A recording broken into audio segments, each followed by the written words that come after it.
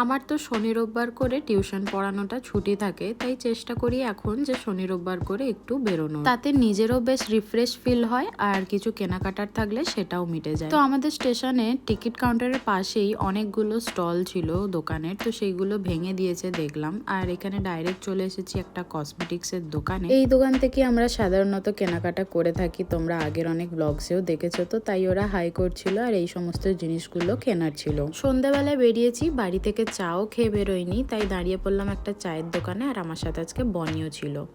গেমে চান করে যাবো, কিন্তু চা খাওয়া ছাড়বো না।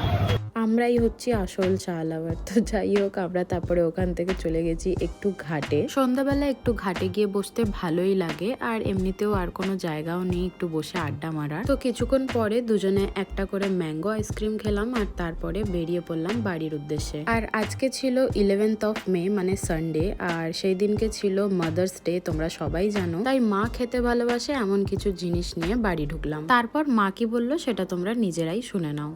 Happy mothers day. Thank you. আর একটা জিনিস আছে,